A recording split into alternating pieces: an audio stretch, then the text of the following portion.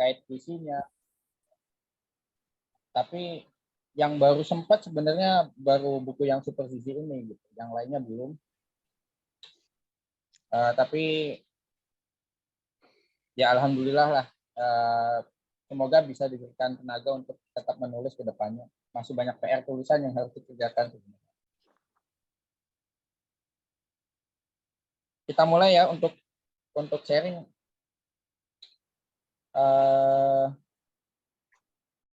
Waktu awal saya membaca bukunya Om Pi. Oke, teman-teman kita tunggu. Ini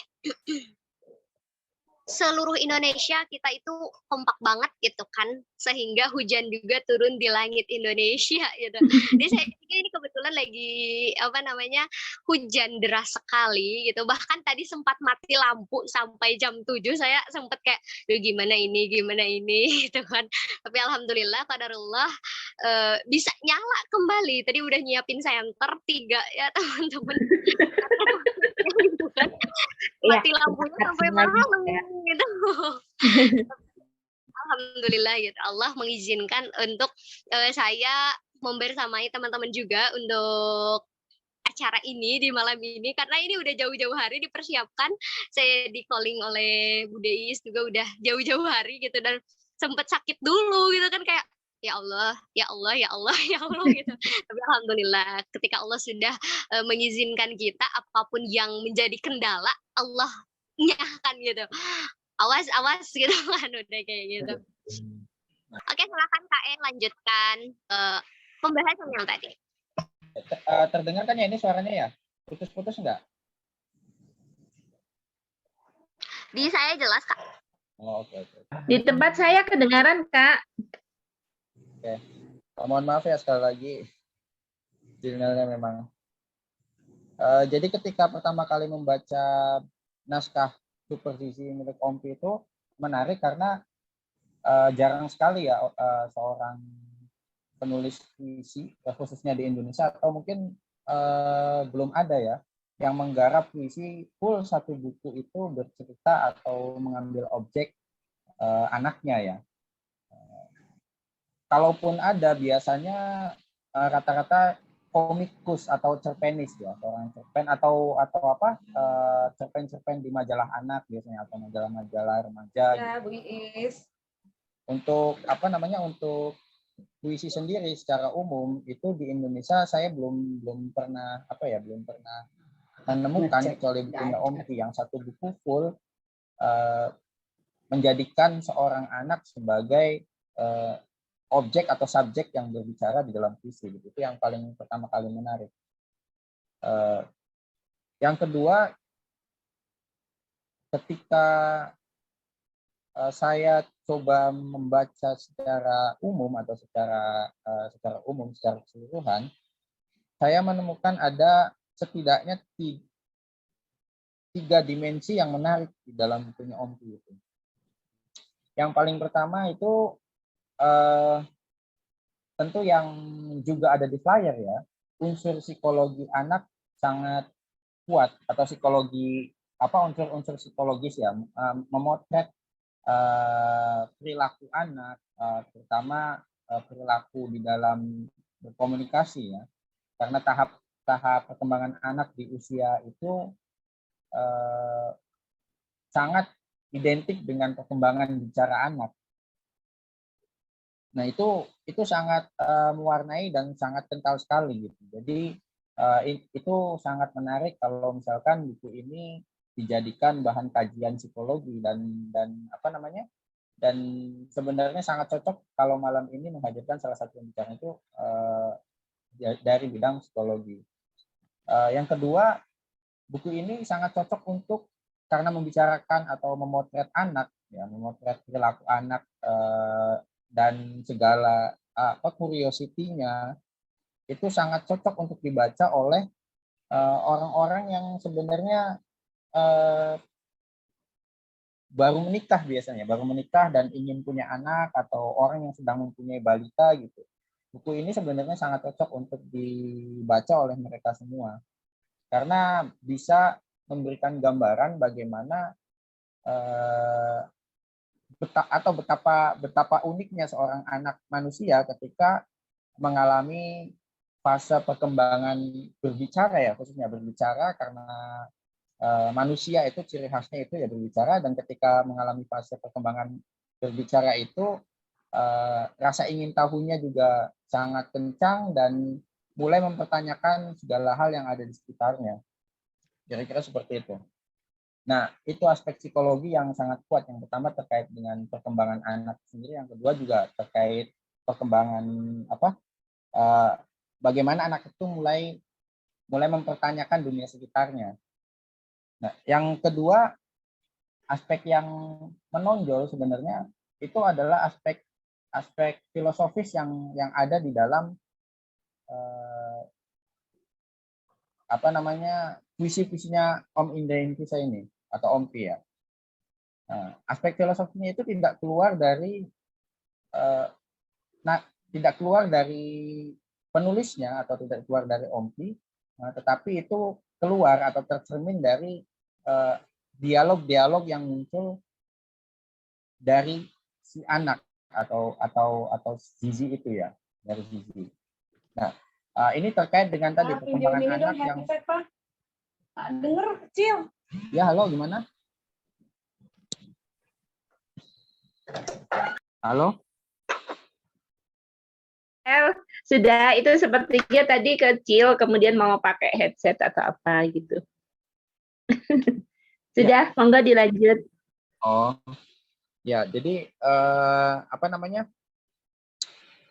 bagaimana unsur filosofis itu keluar dari Zizi, ya, dari Zizi atau dari seorang anak itu. Itu yang menjadi ciri khas dari seorang anak. Artinya ada kalau di dalam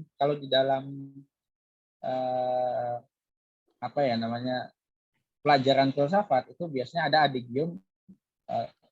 Kalau ingin menjadi seorang filsuf itu kita harus bisa seperti anak-anak gitu, yang mau untuk mempertanyakan ulang segala hal, segala sesuatu, seakan-akan tidak tahu apa-apa gitu, dan dia ingin tahu mengenai semuanya, dan itu sangat tercermin sekali atau sangat terrepresentasikan dari dialog-dialog yang ada di Super Zizi gitu. Artinya Zizi ini di dalam naskah ini sangat mewakili sekali prototipe manusia yang memang tabiatnya itu akan selalu berfilsafat gitu, atau ingin tahu segala sesuatu dan ingin mendapatkan jawaban akan kebenaran itu sendiri. Meskipun ketika dialog-dialog itu terjadi, kadang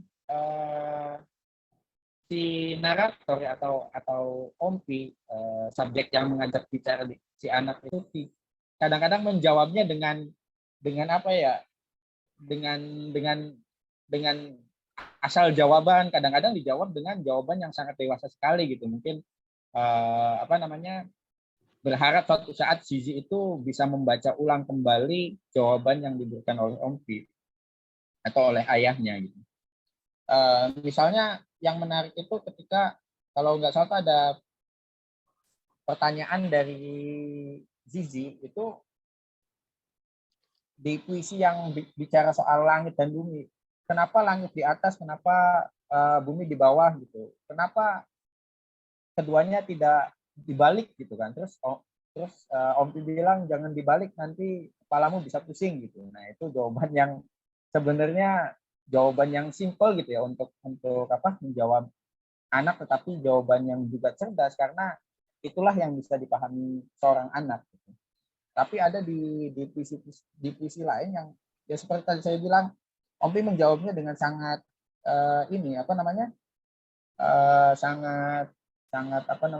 sangat penuh hikmat gitu, seperti menjawab untuk Zizi ketika dewasa nanti gitu. Contohnya di dalam puisi yang mengisahkan tentang seekor burung yang terbang gitu. Kemudian kenapa burung itu terbang dan tidak seperti ayam di tanah saja gitu kan? Terus Ompi menjawab, ya karena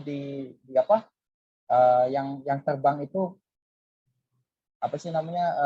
kebebasan, atau terbang itu butuh dengan kerja keras apa dan sebagainya. Saya lupa lebih tepatnya Itu kalau nggak salah itu tentang burung belibis.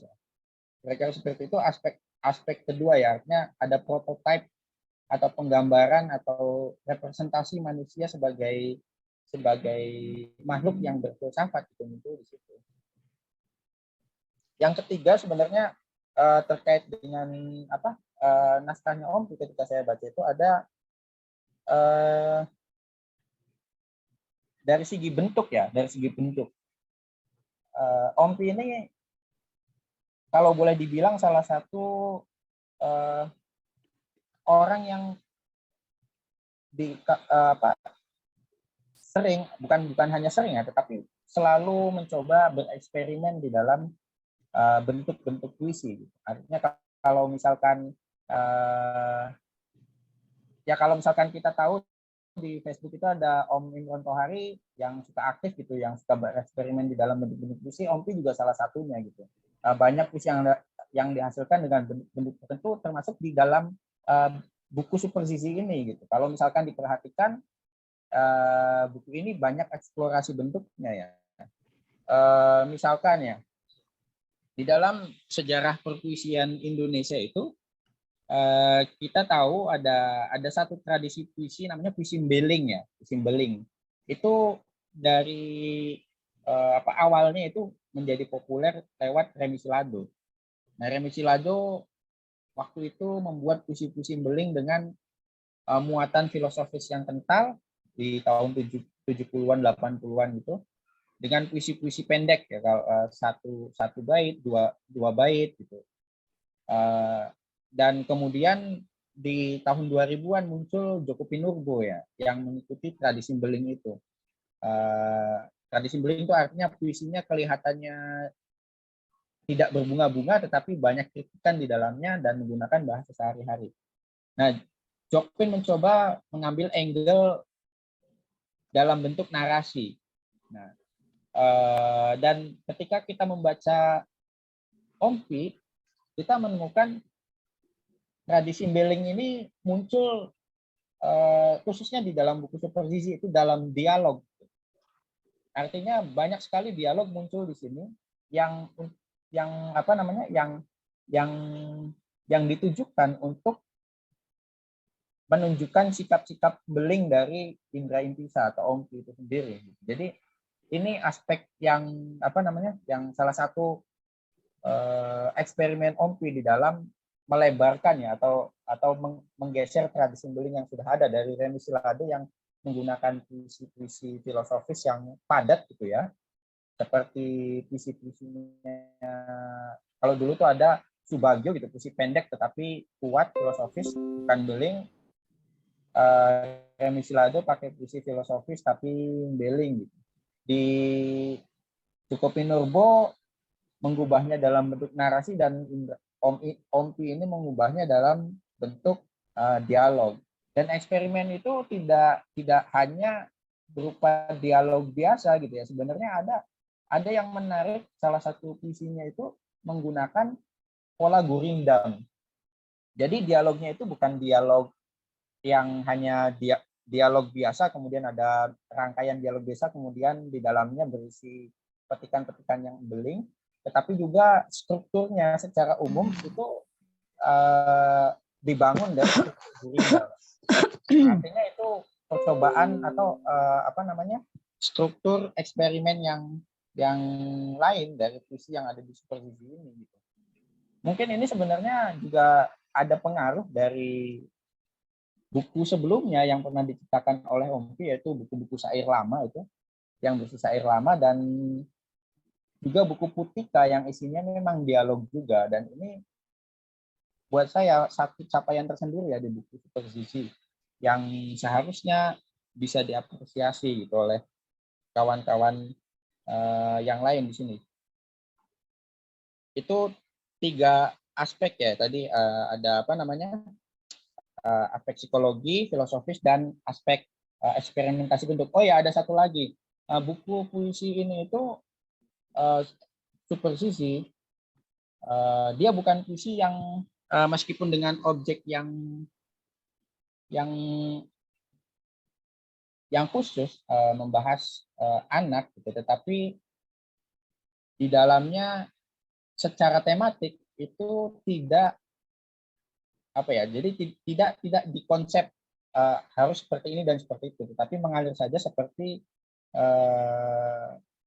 mana seorang anak ingin melewati dunianya gitu. Jadi ketika anak sedang berada di momen ini dipotret, anak berlari ke kanan dipotret, anak berlari ke kiri dipotret, sehingga puisinya itu berkarakter seperti fragmen ya, fragmen artinya cuplikan-cuplikan dari berbagai peristiwa yang sebenarnya tidak utuh gitu, tetapi itu bisa mencerminkan satu fase tertentu di dalam hidup Zizi itu sendiri. Nah, mungkin itu ya sebagai pembuka dari saya tentang buku Super Zizi ini. Dan selebihnya saya kembalikan dulu kepada moderator dan mungkin nanti bisa diperluas lewat sesi tanya jawab ya. Terima kasih.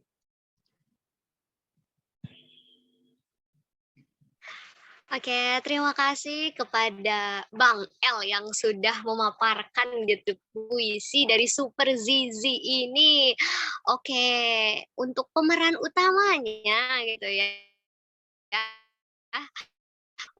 Untuk kita kepada gimana sekarang berada di rumah sakit, semoga lekas sembuh, Allah mengangkat penyakitnya gitu ya teman-teman semuanya. Oke, ini kita tadi udah ada beberapa sudut pandang. Yang pertama dari psikologinya, dari filosofinya, dari bentuknya gitu kan. Bang El sudah memaparkan gitu. Meskipun singkat tapi padat dan mantap gitu kan. Jadi di buku Super Zizi ini menjelaskan tentang bagaimana tumbuh kembang anak yang mana diimplementasikan kepada sebuah karya gitu. Jadi kayak anak ya tadi yang Bang El bilang, anak lari ke kanan dipotret, anak lari ke kiri dipotret gitu. Jadi ini salah satu buku yang sangat cocok gitu untuk menemani tumbuh kembang anak apalagi di zaman sekarang gitu yang tidak lepas dari gadget gitu, kita bisa suguhkan gitu nih, ada buku nih gitu kan, ada apa namanya, buku yang bisa ibunya baca, ayahnya baca, atau anak-anaknya juga silahkan gitu, kenalkan gitu ya teman-teman. Nah sekarang udah beres nih pemateri yang pertama dari Bang El gitu kan, kita sudah ngobrol-ngobrol katanya tadi nggak mau disebut materi padahal ini materi sekali gitu, ini banyak sekali pelajaran yang bisa kita dapat dari buku Super Zizi ini. Nah oke nih teman-teman, kita sudah melewati jembatan nih dari pemateri 1 ke pemateri 2. Jembatan sudah sampai, berarti kita harus langsung menyambut nih pemateri yang kedua kita, yaitu Ibu Farah. Salah satu pemerhati anak gitu. Dan karena kita lagi kupas habis ini adalah buku tentang seorang anak gitu kan, yang dimana tumbuh kembangnya kita lihat dan seneng banget gitu kan ngelihat pertanyaan-pertanyaan anak yang kadang kita bingung buat jawabnya. Ini kita dengerin nih langsung dari pemerhati anak. Oke, langsung saja kepada Ibu Farah. Mic dan waktu dan tempat saya persilahkan. Saya tes dulu, masuknya suara saya karena cuaca. Bagaimana? Masuk? Alhamdulillah, masuk jelas Bu. Bu, masuk. Alhamdulillahirrahmanirrahim. Assalamualaikum warahmatullahi wabarakatuh. Selamat malam. Wabarakatuh. Selamat malam Ibu. Puji syukur. Saya sangat haru, bangga dengan karya Kak Indra. Sebelumnya saya menyapa untuk yang hadir pada malam hari ini, yang saya banggakan, yang saya hormati, Kak Indra. Lalu saya baca ya biar saya nggak salah. Terus Kak Sini Ani yang saya hormati, yang saya banggakan, keren banget. Terus siapa lagi ini, para audiens ya yang saya banggakan, juga yang saya cintai. Selanjutnya host yang keren, yang asik, yang rame, Kak Anggit ya. Tak lupa Bu Iis yang paling cantik.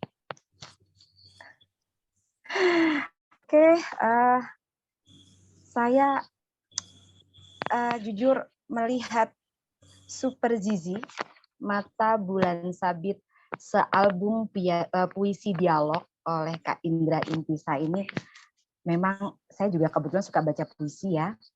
Saya juga punya darah seni gitu ya, sehingga saya langsung tertarik ya, karena saya nggak pernah membaca puisi dari saya masih kecil sampai sebesar ini, melihat karya yang begitu indah, yang logis, yang berakhlak, yang berkarisma ya buat saya, karena di sini ada karismanya. Karismanya bukan untuk anak saja, tapi buat kita seorang orang tua, buat pembaca juga. Jadi saya sangat bangga. Semoga ini akan bisa melahirkan Kak Indra yang lain ya. Selanjutnya, oke, saya mulai dari mana ya ini ceritanya? Karena saya diminta untuk perkembangan anak. Oke, saya mengaitkan masalah yang namanya puisi. Siapa ini? Super Zizi ini. Saya membaca semua puisinya. Ada beberapa puisi yang saya sangat tertarik. Ada 7 puisi, tapi yang paling saya sampai ke kolbu saya itu adalah puisi yang berjudul, sebentar saya baca, saya belum hafal. Suatu ketika di tepi pantai. Nah, puisi ini memaknai karakter yang kokoh yang diberikan orang tua untuk sang buah hati. Karena saya melihat dari kata yang disusun, itu saya membaca ketulusan orang tua untuk menyampaikan itu kepada anaknya. Karena ketulusan itu akan menguatkan karakter anak. Saya berharap puisi ini dapat dibacakan dengan benar-benar punya karakter yang kuat. Sehingga yang mendengar, yang membaca masuk ke dalam arti puisi ini. Selanjutnya, dari sekian puisi yang saya baca karya Kak Indra, ada beberapa aspek yang saya perlu sampaikan, bahwa di dalam karya puisi Kak Indra, banyak aspek yang sudah saya telaah kembali, bahwa aspek fisik, motorik halus dan kasar juga ada di dalamnya, karena di situ ada wujud-wujud foto yang disampaikan, ada juga kalimat-kalimat verbal juga yang dijelaskan. Terus ada juga aspek kognitif, jadi cara berbahasa, cara menyampaikan, cara kata kalimat anak yang disampaikan kepada ayahnya, sebaliknya ayah menyampaikan kepada anaknya. Dari sini aspek kognitif dari psikologi perkembangan anak masuk ke dalam puisi ini. Selanjutnya aspek sosial emosional juga ada. Anak mengenal ngambek, mengenal malu, mengenal sedih, dan sedikit bahagia yang bisa diungkapkan oleh anak dengan apa yang disampaikan ayahnya, sehingga dia bisa menerimanya dengan logika dan rasa. Selanjutnya ada aspek budi pekerti. Di sini banyak sekali budi pekerti yang disampaikan oleh Kak Indra. Di sana juga ada, di dalamnya ada akhlak yang disampaikan juga. Jadi karya Kak Indra ini benar-benar include-nya bagus banget.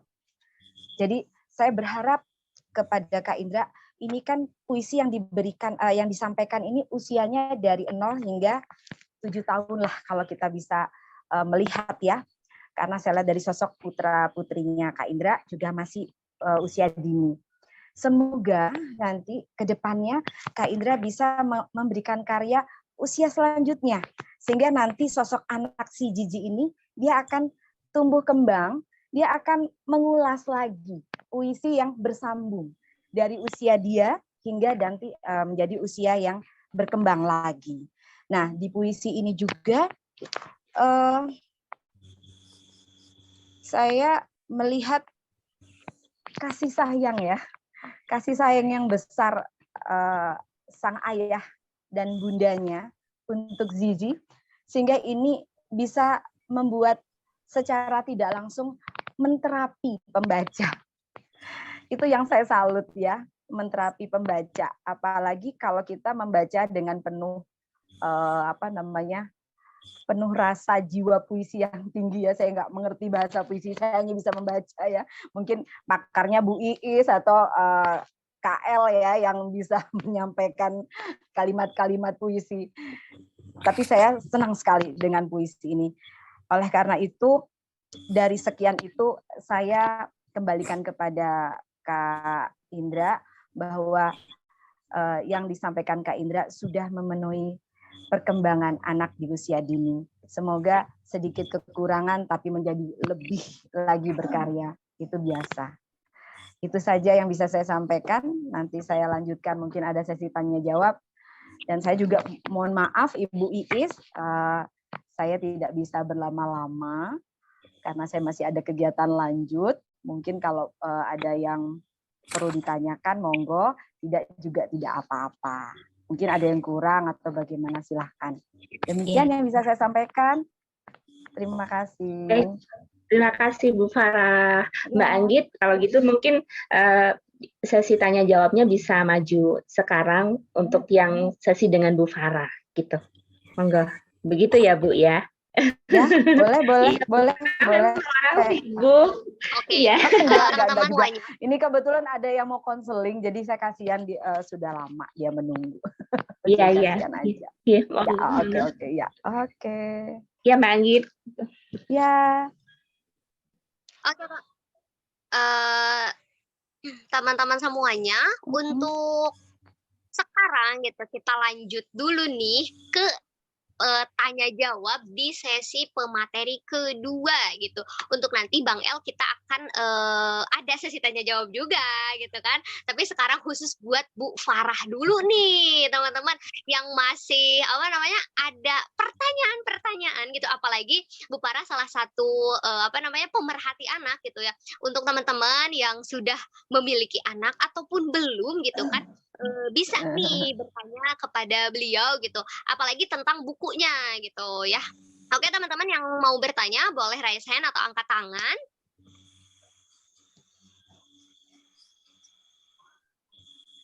Boleh angkat tangan atau tulis di kolom chat, boleh.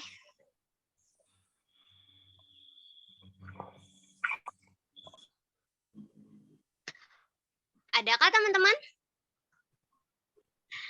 Mbak Nih. Pak Pujo, ya silahkan Pak Pujo. Malam juga Bunda Farah, juga Om Itisa. Selamat malam, waalaikumsalam. Sakit cepat sembuh ya. Gitu. Amin. Siapa Bunda Farah kalau nggak salah ya. Ya. Ini saya ingin tahu, karena saya juga nggak tahu ya isinya dari Supersisi seperti apa. Saya yakin itu akan banyak hal kasih sayang, perhatian, dan bagaimana dari sisi psikologi anak dalam sebuah puisi, kalau yang sedikit menyentuh sisi emosi gitu ya, amarah itu, puisi bagaimana, sebatas apalah, kata-kata bagaimana yang sekiranya itu pas itu loh. Jadi kadang-kadang kan untuk membangun membangun penjiwaan anak itu kalau terlalu banyak tidak ada amarah itu kan menjadi kurang lengkap. Anak tidak menjadi kurang tahu lah istilahnya itu mana baik, mana jelek lah. Amarah bagaimana dalam bentuk sebuah puisi yang pas buat anak-anak gitu. Ya, sudah Bapak? Sudah, terima kasih. Bismillah. Semoga saya juga mohon dibantu Kak El maupun Pak Indra yang sudah punya pengalaman dalam berkarya ya. Saya dari sisi psikologisnya. Oke, Bapak, maaf tadi Pak Puji ya? Betul. Pujo. Maaf Pak Pujo. Maaf ya Pak Pujo. Salah saya menyebutkan namanya. Oke, begini Pak Pujo, semua itu karya itu sebenarnya semua itu bebas ya Pak Pujo. Jadi semua karya itu untuk siapapun yang berkarya itu sebenarnya bebas. Tapi kalau untuk aturan puisi saya tidak paham, karena seni itu tak terbatas. Hanya di sini kalau kita mengkaitkan dengan anak, karena semua sekarang ada namanya rekam digital ya Pak ya. Kalau zaman dulu kan kita harus membaca gitu ya Pak ya. Sekarang bisa diterbitkan ke YouTube dan sebagainya. Maka oleh karena itu semua yang berkaitan dengan perkembangan anak, kognitif itu penting. Cara menyampaikan dan berbahasa yang baik untuk membuat suatu karya. Jadi kalau emosi yang disampaikan adalah emosi yang mengarah kepada education. Contohnya misalkan Pak, kalau dia bilang gemuruh angin menerpa. Misalkan seperti itu ya Pak ya. Gemuruh angin menerpa itu kan konotasinya bisa dia gelisah, dia bisa merasa bahwa saya tidak nyaman di situasi ini, itu bisa. Nanti mungkin kalau anak itu kritis, dia akan bisa bertanya apa itu gemuruh gitu. Apa itu angin menerpa, seperti itu. Itu tergantung nanti bagaimana anak menerima kognitif yang dia terima, bahasa yang dia terima dalam pemikiran. Karena setiap anak dari 0 sampai 7 tahun tidak sama secara intelijensi atau IQ yang dia terima. Tapi saya yakin amarah anak itu sangat sederhana. Kadang-kadang, kenapa kamu ngambek di sudut sana? Apakah di sudut sana ada sesuatu yang tidak nyaman pada dirimu? Itu kan bisa dijadikan buat puisi ya Pak ya. Tapi itu sudah bentuk kalimat amarah gitu. Itu menurut saya ya Pak ya, kalau untuk kita menggunakan aspek psikologisnya. Tapi kalau aspek bahasa puisi itu ya saya minta ke pakarnya saja. Tetapi saya melihat dari Kak Indra di sini kalimatnya tidak jauh dengan apa yang saya tadi sampaikan ya, karena bisa diserap, bisa diterima dan bisa dipahami oleh kalangan anak mungkin 0 sampai 5 tahun. Hanya tergantung bagaimana orang tua mendampinginya, memberikan pengertian-pengertian, karena rasa ingin tahu anak di usia tersebut sangat besar. Jadi kadang-kadang kita harus punya waktu untuk mendampingi pertanyaan-pertanyaannya agar amarah yang dimaksud anak tersebut atau yang akan dibacakan anak tersebut itu bisa tersampaikan. Begitu Pak Pujo. Mungkin ada yang kurang puas atau belum bisa diterima Pak Pujo. Nggak apa-apa, saya bisa membantu. Oh, sudah. Inti Mohon maaf arahnya. Bu Farah. Ya. Terima kasih. Berarti lebih ini ya Bu Farah, lebih bahasa-bahasa yang digunakan tuh lebih ke arah bahasa realistis ya, untuk metafora nggak usah terlalu yang berlebihan gitu ya. Iya, karena betul, karena usia 0 sampai 7 kognitif cara berpikirnya, penerimaan bahasanya dia adalah penerimaan yang sangat sederhana. Jadi kalau udah ada penambahan seperti saya bilang gemuruh itu sudah 7 tahun dia bisa memahami. Jadi nanti yang bisa menerjemah adalah bisa guru, bisa pendamping orang tua, atau dalam karya tersebut diberikan ada penjelasan bahwa gemuruh dalam konotasi amarah itu apa, itu boleh seperti itu. Sehingga anak-anak dia punya tingkat kecerdasan berpikir yang positif, bukan yang negatif. Karena amarah yang ditunjukkan amarah yang positif. Ya, mungkin bisa ditampilkan Pak host untuk wajahnya Bang Indra Intisa. Iya betul. Sekalian untuk dialog ya, saya jadi penasaran ini kenapa kok bisa membuat puisi yang terpikir dari apa seperti itu ya. Sepertinya juga Bapak penyair ini paham psikologi ya Bu ya, Mas anak gitu. Jadi bisa membuat sebuah karya yang ketika itu dibaca oleh siapapun juga bisa gitu. Jadi betul, ya. Dan saya sendiri sebenarnya ingin membacakan satu puisi, tapi mungkin waktu ya saya nggak sempat. Ya kapanlah kalau kita bisa bergabung lagi, saya ingin membacakan satu puisi yang saya tadi bilang saya sangat menarik, yaitu tentang tadi ya tepi itu ya, mana sih catatan saya ini sampai lupa. Suatu ketika di tepi pantai. Saya tertarik sekali dengan puisi ini. Ya, Bang Indra gimana itu? Kenapa? Maksudnya waktu itu membuat bukunya itu bagaimana bisa menciptakan kata-kata yang kok ternyata setelah dipertemukan dengan pakar anak, pemerhati anak ini, oh ini buku ini memang benar-benar cocok. Saya mengenal Anda sebagai seorang penyair gitu.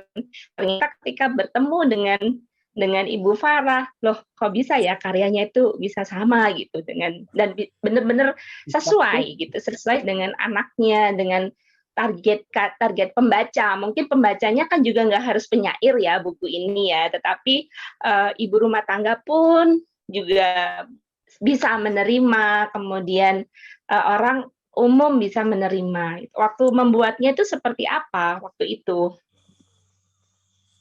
Oh ya, Assalamualaikum warahmatullahi wabarakatuh. Waalaikumsalam warahmatullahi wabarakatuh. Om Pi nyanyi Sebelumnya dulu saya terima Waalaikumsalam Penjelasan, Om. warahmatullahi wabarakatuh. sebelumnya saya terima kasih dulu sama kawan-kawan Eletri yang Waalaikumsalam. acara Waalaikumsalam yang wabarakatuh. bagus ini, cara bedah. Saya pikir acara-acara seperti ini sangat perlu buat kita sebagai penulis atau sebagai penyuka sastra dimanapun berada ya. Kemudian tentu saja kepada dua pemateri yang saya yakin sangat sibuk sekali seperti Ibu Farah mau menyediakan waktu untuk diskusi hal-hal seperti ini. Bang Sini juga beliau sangat sibuk itu ngurus labornya atau yang lain. Kemudian kakak-kakak yang baca puisi, adik-adik yang lucu.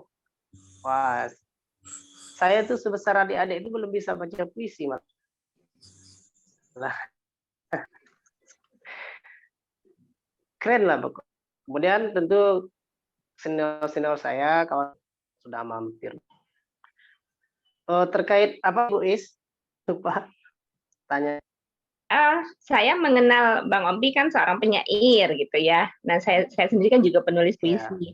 Ya, saya taunya menulis puisi itu ya berindah-indah kata seperti itu. Nah, ketika dipertemukan dengan pakar anak gitu ya, ternyata buku Bang Indra itu buku yang memang sangat bisa diterima gitu loh. Dan ternyata sesuai dengan target pembacanya, baik untuk si anak sendiri, Mbak Zizi dan Dek Zio, ataupun untuk orang-orang pada umumnya. Jadi seperti ibu rumah tangga mungkin ya yang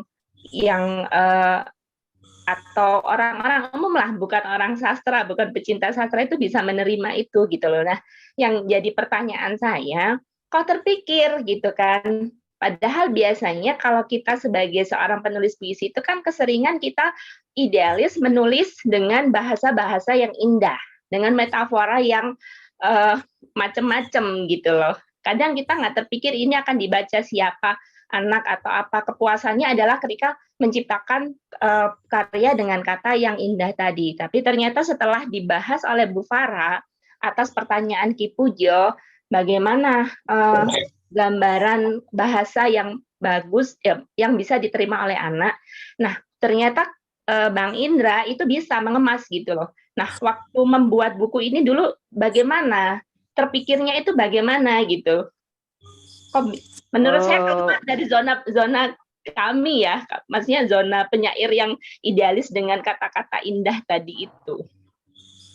Oh begini Bu Deis, saya tuh kalau menulis puisi bukan memulai dari bahasa, memulai dari diksi ya, mulai dari bahasa indah-indah. Saya bukan itu, mulai dari konsep apa yang mau saya buat. Umpama buku tentang Sipulan yang ada yang salah satu buku yang lain ya. Saya itu fokusnya tentang tokoh, tentang agama, kira-kira gitu. Saya riset tentang yang berhubungan dengan itu. Kemudian buku yang kemarin Malala juga. Yang khusus supersisi itu saya juga riset khusus. Ini agak berbeda dari buku yang lain ya. Karena ini menyangkut dengan hati nurani gitu, kejujuran diri sendiri. Saya harus melakukan sesuatu yang sangat jujur dengan sama sekilas dengan puisi haiku, kita melihat sesuatu dari alam, apa yang kira-kira kita tangkap dari alam. Nah, begitu juga dengan Super Gizi. Saya itu menyusunnya semenjak beliau lahir sampai umur 5 tahun. atau lebih dikit lah, sekitar 6 tahun. Hal-hal yang kejadian yang terjadi itu saya tulis dengan bahasa yang sangat mudah dipahami orang umum lah. Biasanya saya meletakkan metafor atau diksi-diksi itu yang agak lebih meliuk ya. Itu di dalam narasinya ya, penjelasan dari dialog. Sedangkan dialog itu saya menuliskan sesuai kejadian yang mendekati sebenarnya, kira-kira begitu. Fokus saya itu bukan pada permainan diksinya yang indah, bukan. Memang efek psikologis kepada pembahasnya, kira-kira begitu. Baik, ya, terima kasih. Sudah cukup menjelaskan. Ini gimana? Saya kembalikan, maaf ya Mbak Anggit ya. mumpung apa ya istilahnya Bu Farah tadi menjelaskan itu, Ki Pujo pertanyaannya seperti itu, dan kita alangkah baiknya juga kalau mendengarkan dari penulisnya juga gitu. Monggo Mbak Anggit dilanjut. Oke, terima kasih kepada Kak Indra yang sudah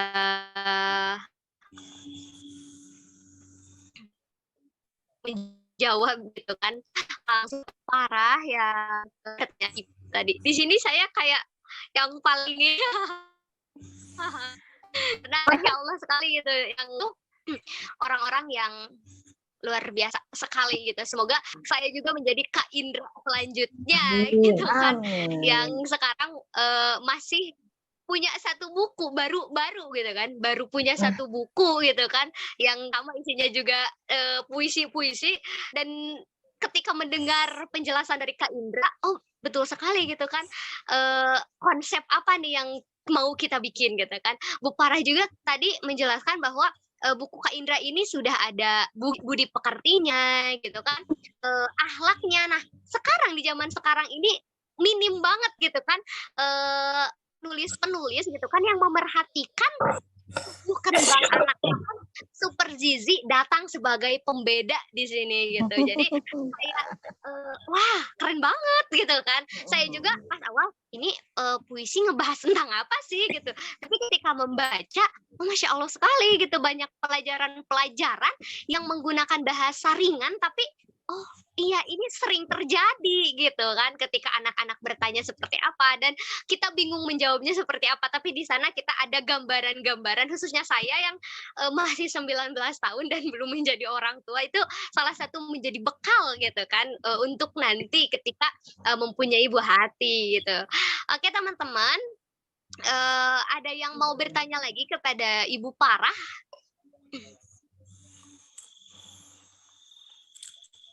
Oke, saya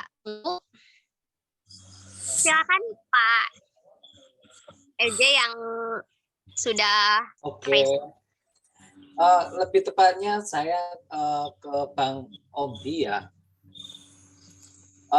Hal yang paling sulit untuk berbicara dengan anak, kan ini dari penjelasan tadi kan 5 tahun ya, dari beliaunya lahir sampai umur 5 tahun, apa yang paling sulit untuk menangkap momen? Kan ada kayak tadi, Pak kenapa kok langit tidak di bawah, tanahnya nggak di atas? Gimana kita memilih kosakata yang si bocah ini bisa mendengarkan kita? Terima kasih. Begini ya. Aduh. Saya itu paling senang dengan anak-anak yang banyak bertanya. Saya itu selalu memancing anak untuk terus bertanya. Semakin pertanyaannya aneh-aneh itu saya senang aja gitu. Kalau terkait bagaimana cara menjawab itu susah juga ya, karena setiap orang tuh punya pikiran dan punya respon yang berbeda. Tapi respon saya itu kira-kira ya seperti puisi juga gitu. Kemudian terkait saya nyambung pertanyaan dari moderator tadi, untuk menulis puisi itu setidaknya ada 2 hal yang bisa kita pilih ya. Yang pertama melalui pikiran. Pikiran itu biasanya orang menulis tentang kritik, tentang puisi-puisi sejarah, kita bisa riset semacamnya. Kemudian dari sisi batin itu membuat pembaca seolah-olah merasuk ke dalam puisi tersebut.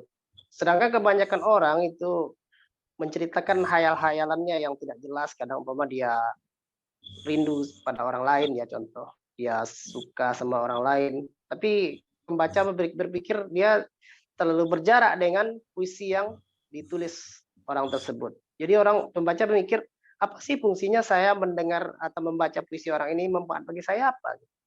Atau begini, atau ada juga yang lain, puisi yang seperti nasihat, tapi kesannya menggurui, kira-kira begitu. Saya pikir itu kurang tepat sih. Walaupun boleh ya, dalam puisi ada nama unsur batin, namanya sikap penyair terhadap pembaca. Penyair boleh membuat pembaca itu merasa terdikte, merasa digurui, sebenarnya boleh saja, itu pilihan. Kira-kira begitu, Pak. Oke, terima kasih kepada Kak Indra atau Bang Ompi gitu kan. Untuk selanjutnya kepada Ibu Farah.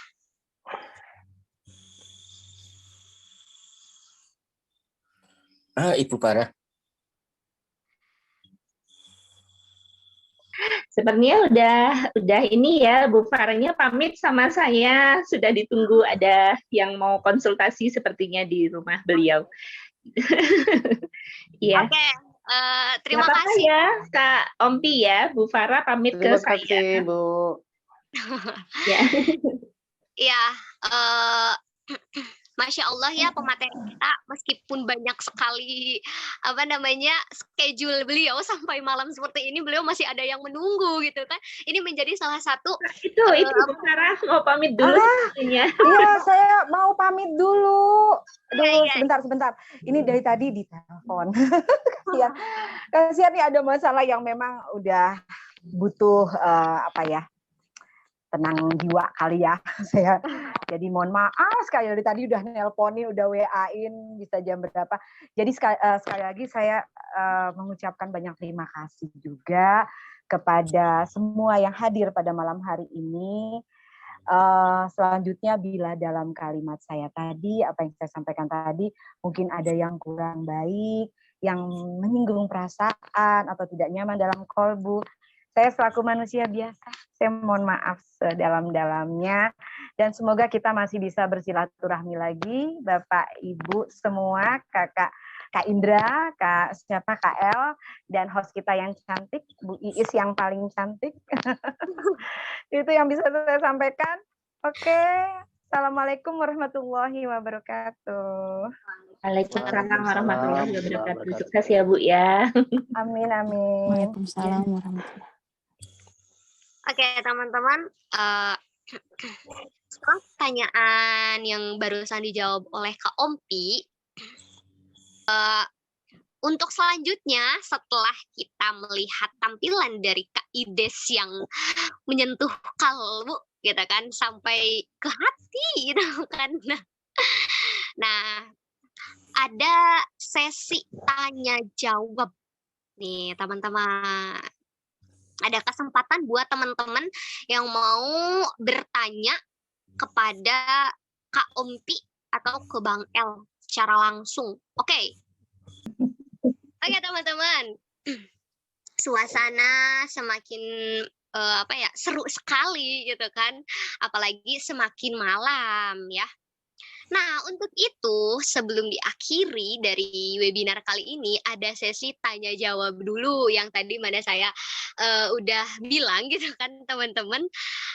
Banyak banget sepertinya yang mau bertanya gitu kan, karena ini buku sangat memantik gitu kan pertanyaan-pertanyaan bagi kita, apalagi seorang orang tua yang selalu bingung atau kadang risih gitu kan sama anak yang udah sih tanya-tanya melulu kayak gitu juga ditanyain gitu. Padahal memang di umur-umur yang tadi yang dibilang 0 sampai 5 tahun itu pemikiran-pemikiran anak itu sedang luas sekali gitu. Bahkan tadi Zizi juga nanyain kenapa langit gitu kan nggak di bawah gitu kan.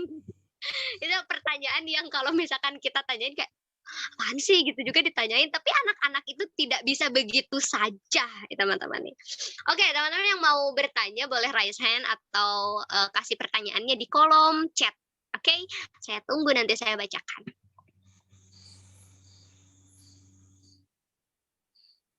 Sambil nunggu pertanyaan boleh kasih statement nggak? Boleh Tafadhol. Silakan.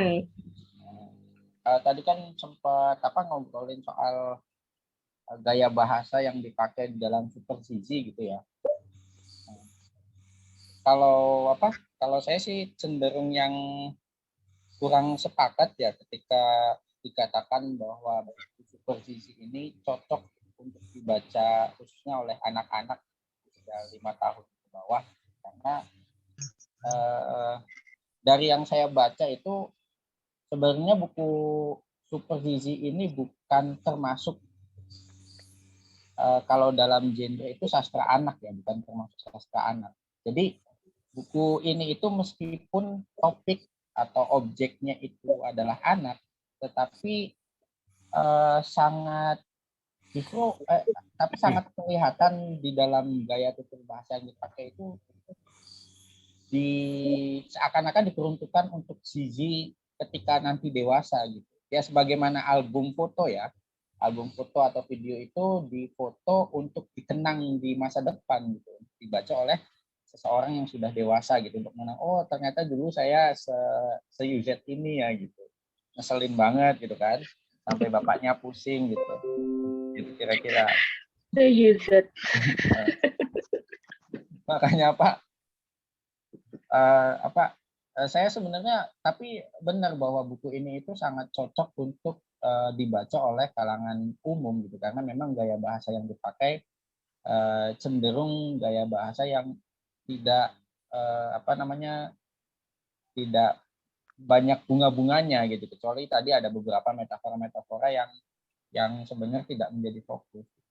Jadi itu sih mungkin pendapat saya Bu Iis dan teman-teman. Jadi buku ini kalau menurut saya memang bukan termasuk sastra anak meskipun topiknya anak. Kira-kira seperti itu. Iya, iya. Memang ada beberapa yang pinter banget gitu anaknya ya. Kalau misalkan di bawah 5 tahun, ih pinter sekali gitu. Ngeselin ya, Bu. Bener banget gitu kan, kalau sekarang itu teman-teman ketika ada anak yang nanya ini apa sih, kadang orang tua cuman kepo banget sih gitu kan, padahal memang anak-anak banyak sekali pertanyaannya gitu kan ya. Oke, terima kasih. Ini ya sama Bang Indra sengaja dipancing-pancing mungkin ya anaknya ya. Iya, bisa jadi tuh Bu De. Terima kasih kepada Bang El yang sudah memberikan statement-statement dan sudut pandang gitu untuk buku Super Zizi ini yang saya tidak henti-hentinya gitu, kagum sekali karena buku yang menurut saya salah satu buku yang langka gitu untuk pembahasan dan menerangkan puisi seperti ini gitu kan. Jadi ya yang tadi Bu Iya sampaikan bahwa harus ada zizi gitu kan, yang selanjutnya gitu kan di perkembangan selanjutnya gitu. Oke teman-teman, masih saya tunggu untuk pertanyaannya. Mungkin ada dari Pak Effendi. Pak Effendi juga sudah membaca bukunya. Ya, kepada. Oke, ya, sebentar. Suara saya kedengaran ya? Cukup ya, nggih Pak, nggih jelas nggih. Terima kasih kepada Bang Opi dan pada Bu Iis. Pertama, saya menyampaikan banyak terima kasih mendapatkan hadiah buku yang sangat berharga ini, dan saya ucapkan selamat atas terbitnya buku ini 2 tahun yang lalu. Yang dikatakan Mas Hompi sebenarnya agak terlambat, tapi sebuah karya yang bagus saya kira tidak ada terlambatnya. Jadi saya kira bagi kita semua, apalagi pembaca yang baru mendapatkannya saat ini, ya tetap merupakan karya yang sangat segar. Kemudian sudah dijelaskan dengan sangat rinci, sangat bagus oleh Bang El tadi, ada 4 atau 5 hal yang merupakan inti dari buku itu tidak akan saya ulangi. Saya hanya mengucapkan selamat bahwa di sini sebenarnya kalau kita semua yang berpengalaman menulis puisi kan kita hadir sebagai diri kita sendiri begitu.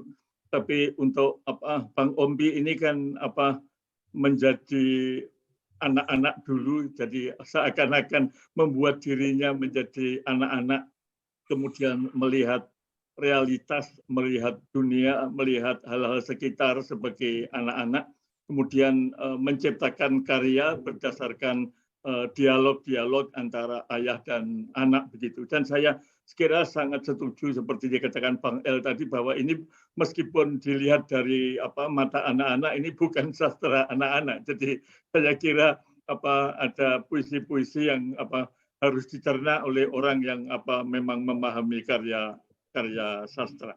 Itu tentang tentang buku ini.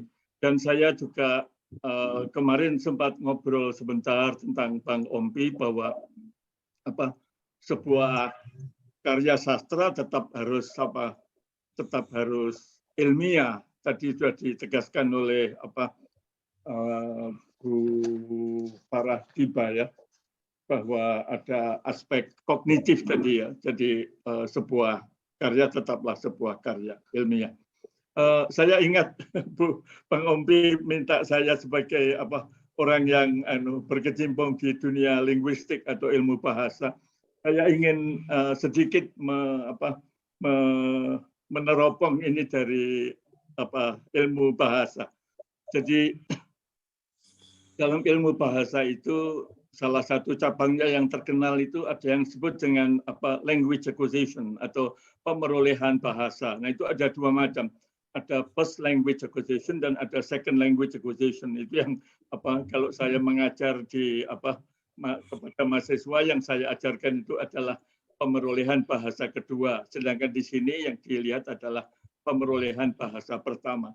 Itu contoh yang sangat konkret ketika saya senang dengan puisi belajar berbicara ini yang juga sudah dibahas pada bagian pengantar. Saya baca tidak seperti membaca puisi, tetapi seperti membaca percakapan anak ya. Jadi belajar berbicara, mobil jadi mobim, motor jadi motom, gatal jadi gatam, kucing jadi kucing, anjing jadi anjim, pulang jadi pulam, makan jadi makam. Kemudian bukan makam anakku, tapi makan. Makam, makan, makam, makan. Nah, ini menurut kaidah ilmu bahasa itu di dalam kalau kita bicara tentang namanya fonologi ya. Jadi fonologi itu adalah ilmu tentang tata bunyi. Itu bunyi itu ada yang disebut sebagai marked sounds dan unmarked sounds. Itu artinya bunyi yang sulit dan bunyi yang gampang. Nah, seorang linguis yang terkenal sekarang sudah meninggal tahun 82 namanya Roman Jakobson itu mempunyai artikel yang sampai sekarang terkenal. Judul artikelnya adalah Why Mama and Papa atau Why Papa and Mama. Jadi itu kalau dilihat seperti mobim, kemudian di sini mobim, motom, gatam, kucing, makam, itu sangat sesuai dengan kaidah fonologi. Jadi bahwa bunyi dan bunyi itu adalah bunyi yang dikatakan unmarked sound. Jadi bunyi yang memang sangat mudah karena ketika kita mengatakan papa, papa, papa, mama, mama, mama itu cukup dengan menggerakkan bibir yang namanya itu adalah bunyi bilabial. Jadi di sini saya senang sekali ketika Mas Ompi menampilkan ini menurut kaidah ilmu bahasa ini juga sangat ilmiah dan ini sangat bisa diterima.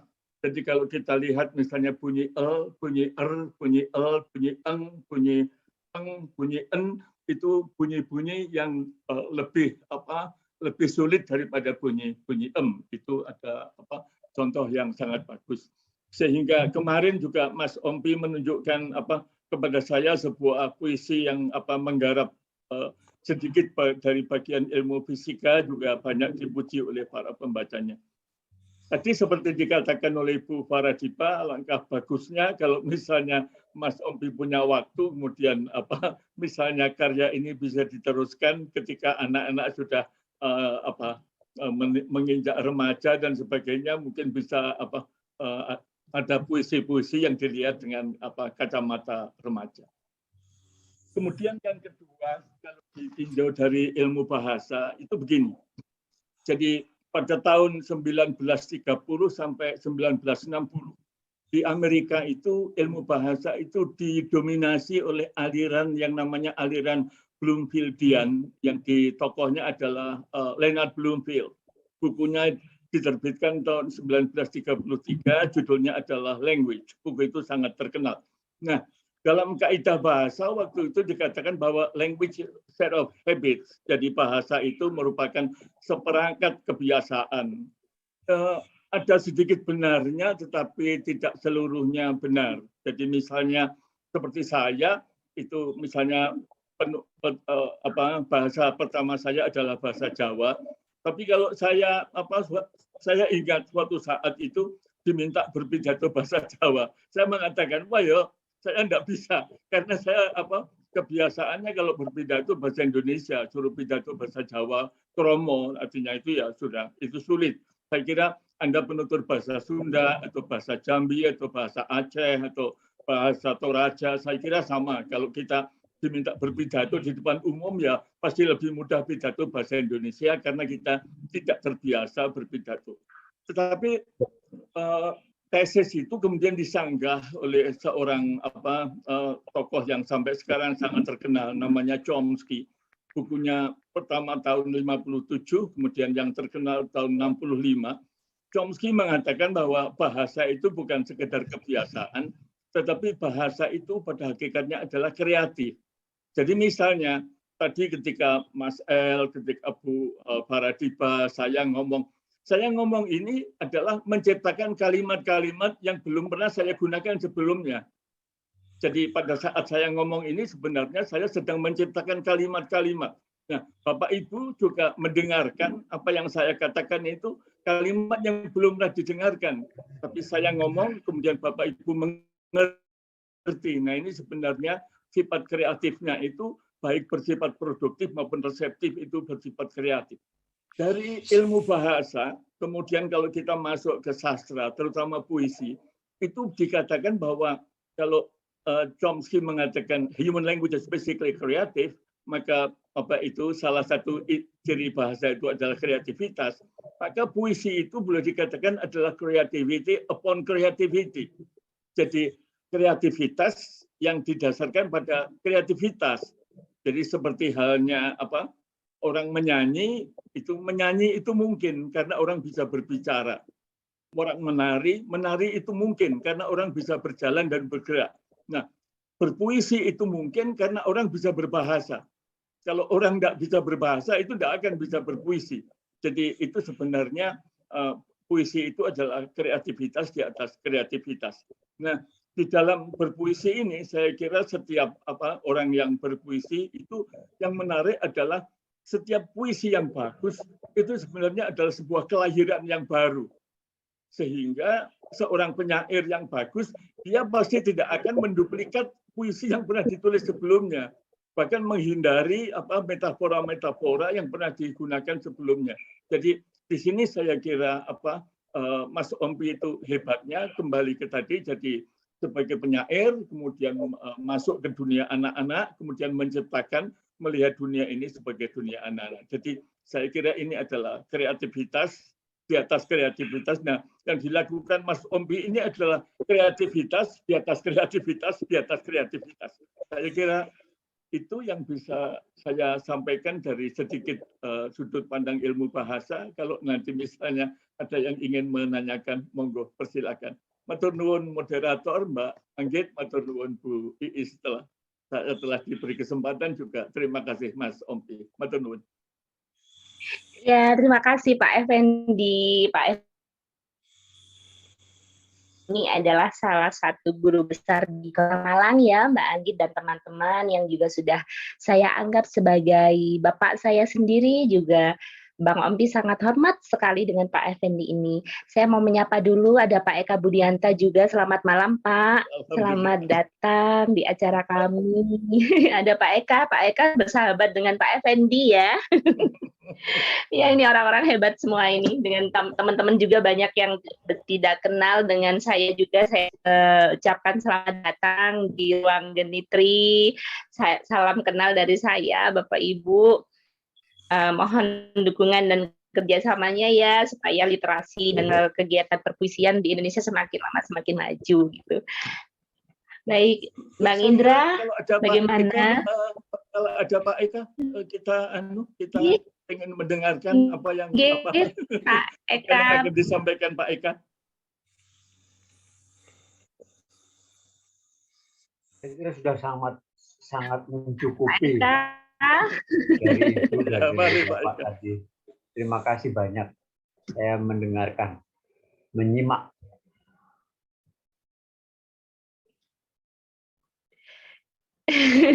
Iya. Jadi berasa seperti kuliah lagi ya. Sampai bingung ini mau tanya apa gitu. Bener nggak? Mbak Anggit moderator yang tadi seperti penyiar radio juga terbengong-bengong nih. Saya nggak bisa ngomong juga. Saya kan masih mahasiswa semester 1 gitu kan. Jadi kayak wah gitu kan. Saya sebelum boleh ini nggak? Boleh. Boleh bertanya sama Pak Effendi nggak? Oh, silakan, KL tadi angkat tangan ya? Iya. KL tadi angkat tangan ya? Ini apa namanya? Kebetulan tadi ngebahas soal linguistik, ini juga berkaitan dengan sastra anak juga ya. Iya. Mungkin minta diulas Pak soal neurolinguistik gitu. Jadi bagaimana sih pengaruh bahasa, khususnya bahasa puisi terhadap perkembangan berpikir anak gitu. Usia balita terutama sastra anak dan sebagainya. Terkait puisi ini karena kan sebenarnya puisi ini kan untuk dewasa, tapi juga dalam konteks membicarakan puisi dan anak, kita mungkin perlu sama-sama mendengar gitu pengayaan soal hubungan antara puisi dan kognitif anak dan sebagainya gitu Pak. Mungkin Pak itu Pak. Oke. Terima kasih. Jadi begini sebenarnya. Jadi kalau kita berbicara tentang bahasa, terutama kalau kaitannya dengan pertumbuhan anak, yang bisa saya sampaikan adalah salah seorang ahli bahasa sebenarnya bukunya itu tahun 55, namanya itu Charles Pocket. Dia bicara itu ada istilah dalam bahasa manusia itu sifatnya adalah sifat dari bahasa manusia itu adalah displace. Displace itu artinya not here and not now. Itu jadi salah satu ciri bahasa manusia itu bisa digunakan untuk membicarakan hal-hal yang tidak di sini dan bukan waktu sekarang. Jadi itu yang hebat. Nah, itu artinya tadi seperti saya mengatakan bahwa bahasa manusia itu berlapis-lapis dari yang paling konkret ke yang paling abstrak. Untuk anak-anak biasanya kan kalau tadi seperti contoh yang diberikan dalam puisi, ayah ini apa, kemudian ini adalah tanah, ayah yang di sana itu adalah langit. Jadi pertanyaan ini apa, itu apa, ini apa, itu apa, itu berarti anak-anak masih berada pada tahap pemikiran yang sangat konkret. Karena itu kalau kita bicara tentang sastra terutama untuk anak-anak, saya kira itu kan ada lagu-lagu anak-anak ya. Jadi kalau kita bicara tentang lagu atau nyanyi itu kan pada intinya di sana kan selalu ada ada rima, ada ritma, jadi ada rhyme, ada rhythm itu di sana ya. Jadi keindahannya ya ketika itu keindahan untuk anak-anak, sehingga kalau sastra itu sastra dewasa, kemudian diperdengarkan untuk anak-anak mungkin ya malah kurang bagus ya. Jadi mestinya ya anak-anak berkembang sesuai dengan kapasitas anak. Kecuali memang ada anak-anak yang memiliki bakat yang yang luar biasa. Saya kira kalau kita melihat di antara penyair-penyair itu, saya ingat almarhum Ahmad Yulgen Erwin itu ketika masih di SMP melihat puisi-puisi karya Khairil, kemudian karya Rendra dan sebagainya, langsung sudah bisa menulis puisi pada umur sekian. Tetapi sebenarnya anak-anak pada apalagi umur 1 sampai 5 atau 7 atau 6 tahun kan pada masa-masa konkret gitu. Sehingga kalau kita bicara tentang sastra anak-anak ya mestinya diberikan pada tahap umur itu.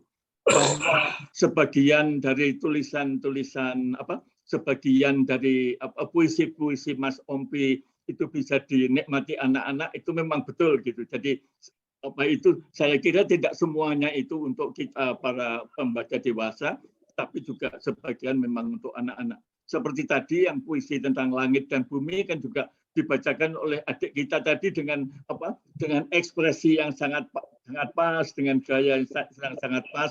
Itu artinya bahwa adik membaca tadi, yang laki tadi membacakan puisi itu berarti dia memang punya bakat yang bagus, kemudian puisinya juga cocok, kemudian juga tumbuh. Nah, itu untuk adik-adik yang sangat berbakat seperti ini, saya kira sebagian dari karya-karya Mas Ompi bisa dinikmati, tetapi yang seperti yang gurindam yang sudah agak abstrak itu, saya kira untuk anak-anak mungkin agak susah dinikmati. Jadi pada dasarnya kalau kita seperti mengikuti pertumbuhan kognitif yang normal, ya dicarikan sastra anak-anak yang sifatnya masih normal. Saya kira begitu. Terima kasih Pak. Oke, sama-sama. Terima kasih kepada Pak Effendi yang sudah menumpahkan ilmunya, kata Bang Ides juga ditumpahkan gitu.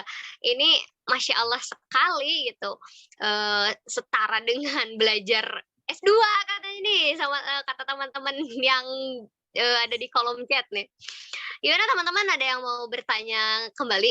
Mumpung kita masih ada sama pakarnya gitu, jadi kita langsung tanya ke pusat nih gitu kan, biar jawaban-jawabannya tidak membuat teman-teman ragu gitu kan. Dari Profesor Effendi yang Masya Allah sekali ya, salam dari saya gitu. Ya, saya senang banget gitu. Saya tuh suka belajar, dan kalau misalkan mendengarkan hal-hal yang baru tuh saya kayak oke gitu. Jadi senang banget gitu. Teman-teman semua di sini yang memberikan ilmunya gitu hebat-hebat sekali gitu kan. Oke nih teman-teman yang masih mau bertanya boleh. Penjelasan yang ini sangat sampai terbengong-bengong ya.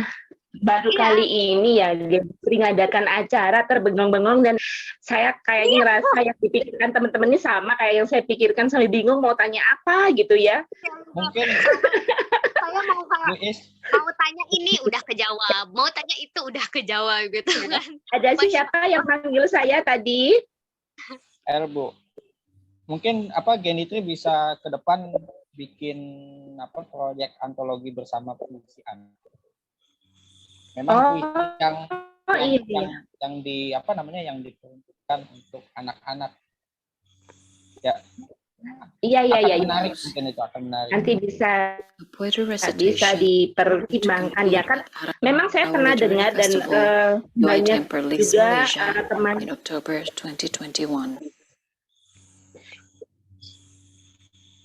Jadi saya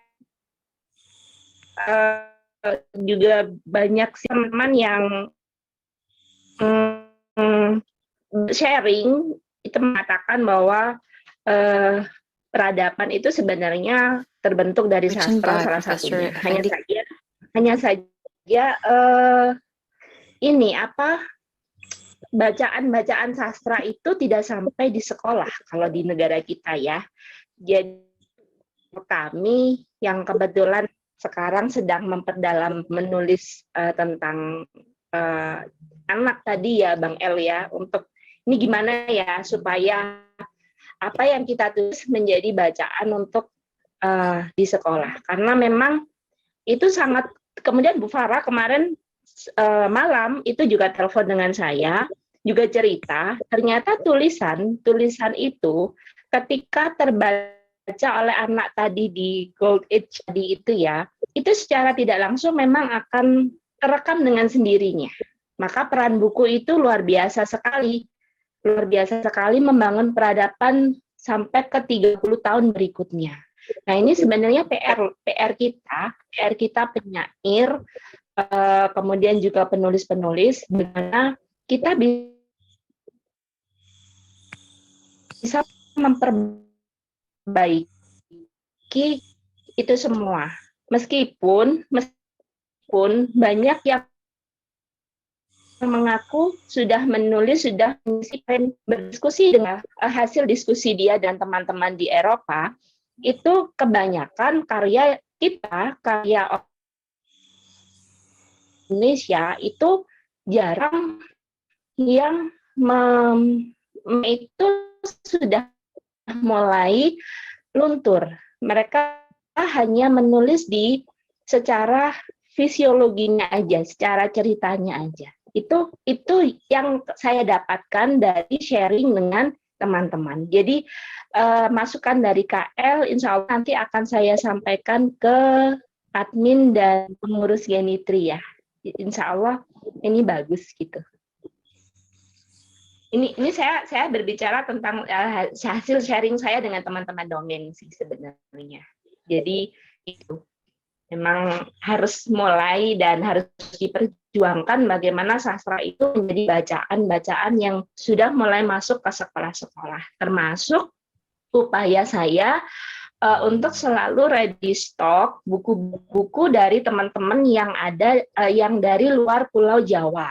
Itu untuk memudahkan distribusi di Jawa, sehingga untuk ongkos kirimnya kami yang di Jawa tidak keberatan. Intinya itu. Di luar Jawa ya, yang ke depan bisa bekerja sama dengan toko saya untuk bisa memasarkan bukunya di Jawa.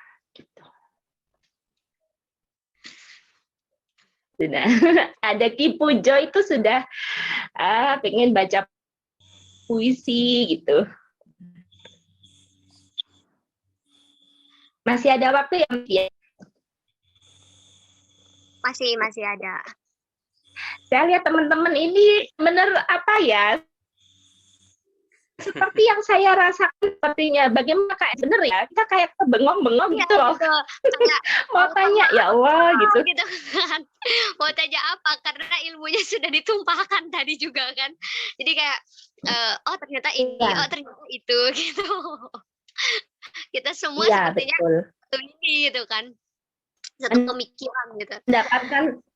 Mendapatkan sesuatu yang baru yang mungkin saya sendiri itu belum banyak dapat ya, yang dipaparkan oleh Pak Effendi tadi, tapi yang baru dan KL juga gitu. Dan memang ini dari pertama kali saya baca, saya berikan ke suami udah langsung unik ya bukunya, langsung gitu. Jadi ya memang sudah saya pikir ini pemikiran tingkat tinggi semua ya.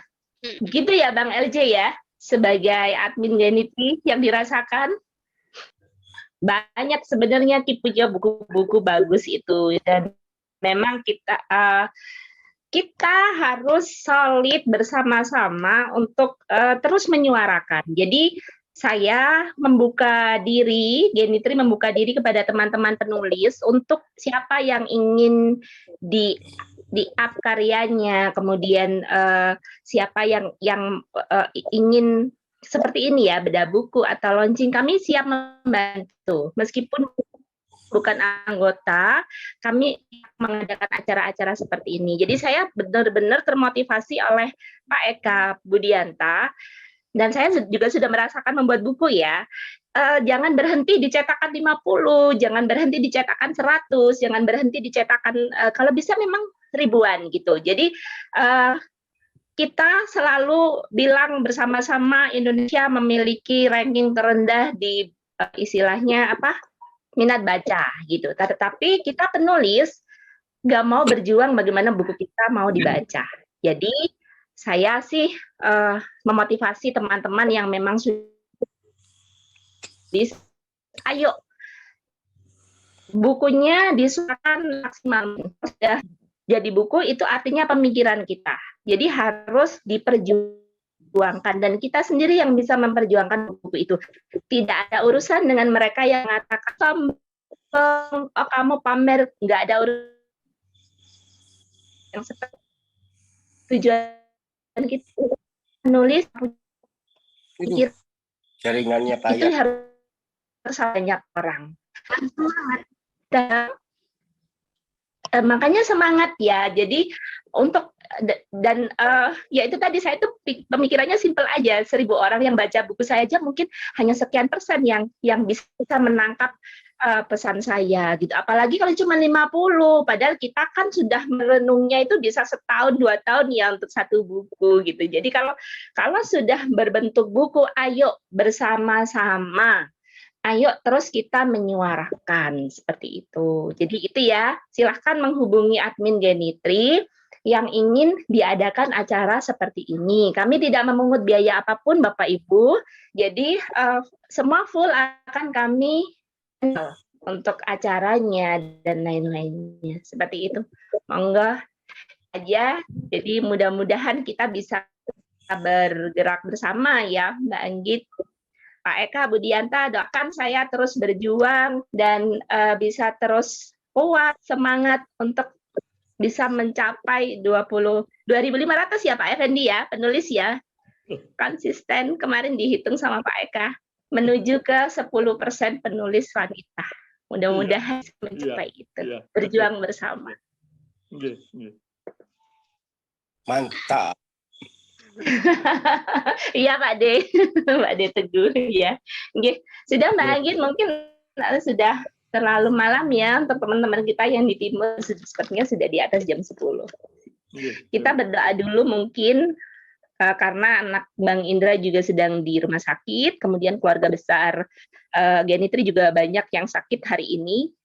Keluarganya juga dari juga anggota juga banyak. Jadi kita sebaiknya sebelum acara diakhiri kita berdoa dulu.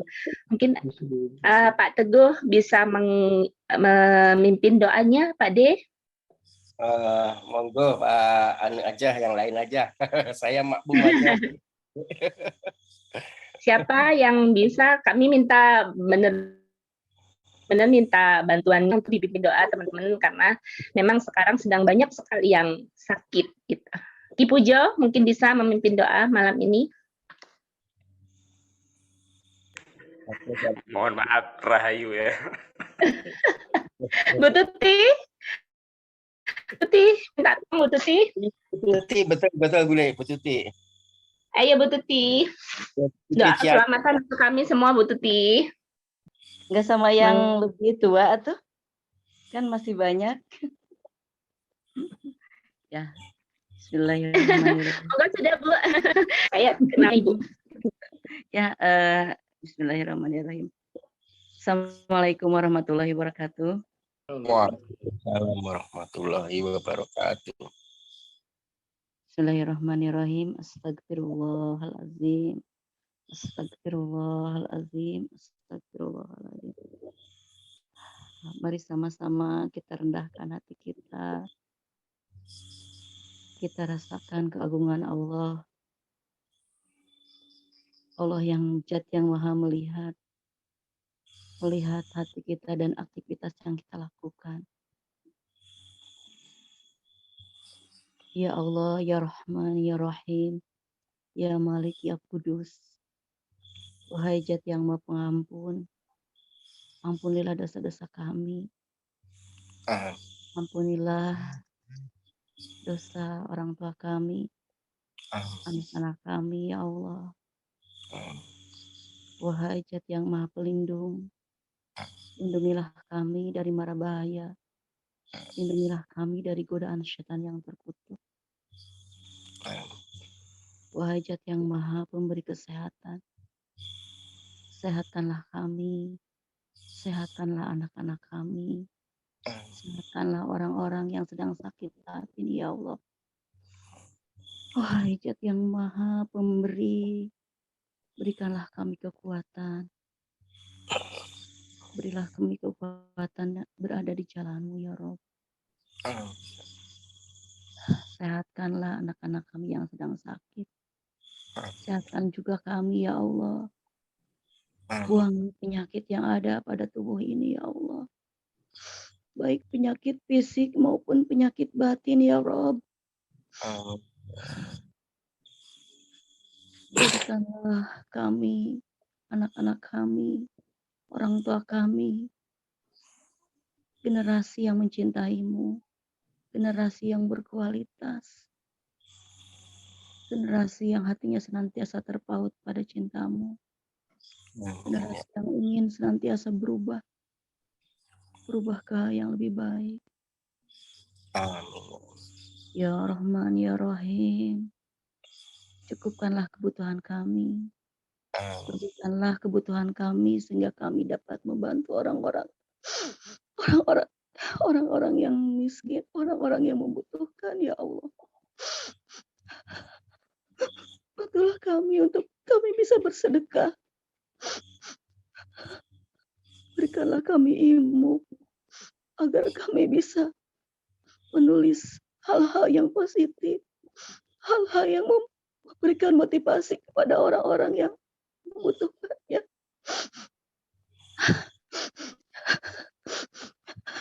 Berikanlah kami ide-ide kreatif sehingga kami bisa bersedekah aksara.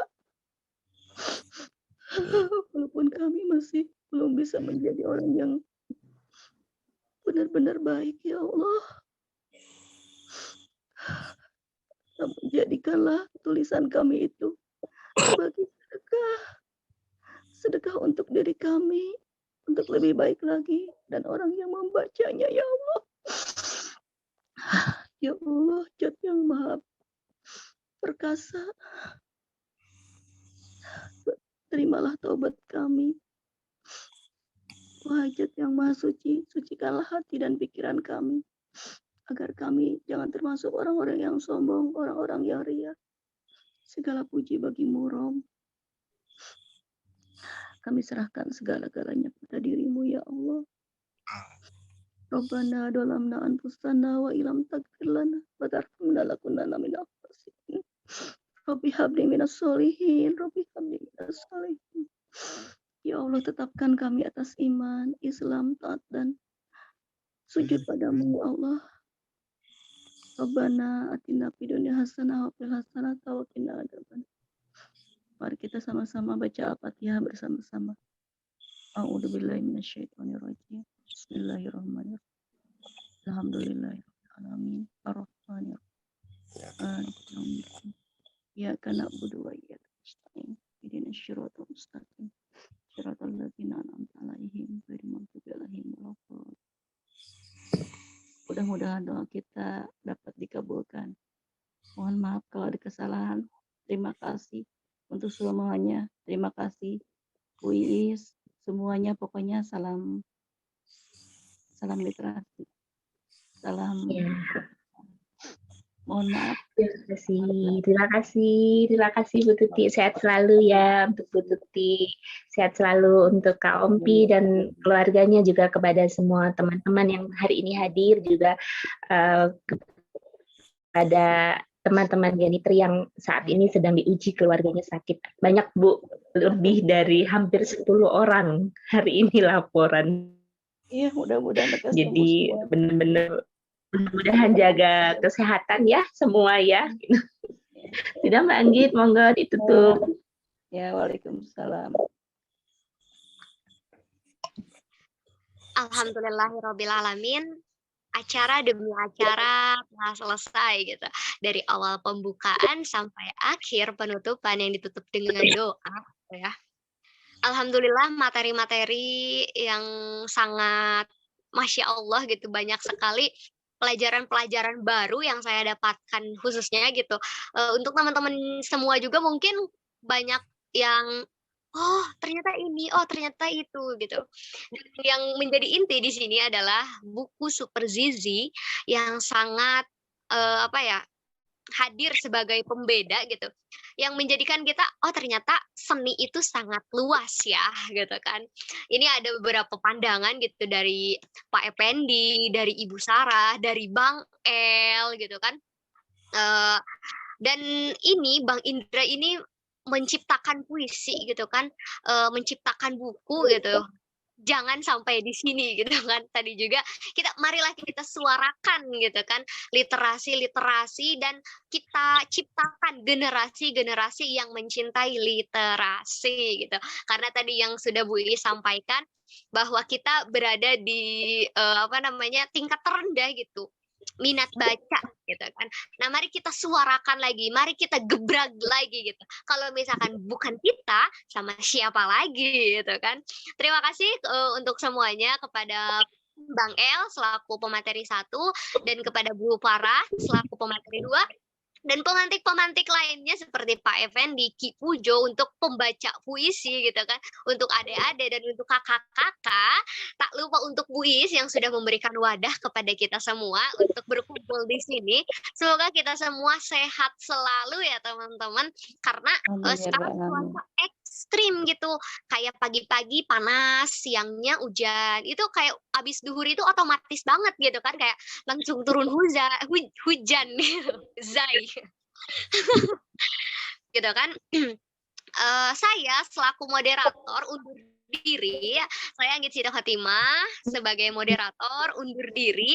Mohon maaf sekali gitu kan, takutnya banyak kata-kata yang karena saya di sini yang paling banyak cuap-cuap gitu kan, yang paling banyak ngomong gitu kan, dan di sini semua gitu banyak sekali orang-orang yang Masya Allah sekali gitu kan.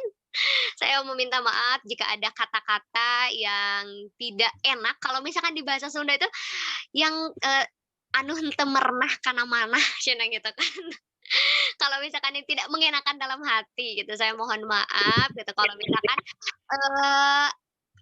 Kalau misalkan pantunnya sumur di ladang boleh kita menumpang mandi, itu karena sekarang jarang ya teman-teman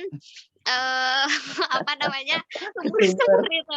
Jadi saya tutup gitu kan dengan sebuah kata-kata, marilah kita tulis sejarah yang baik, bangunlah prasasti dan candi, karena hanya dengan itulah kita bisa ditemukan di dalam sebuah peradaban, teman-teman. Oke, terima kasih. baca puisi. Saya tutup. Assalamualaikum warahmatullahi wabarakatuh.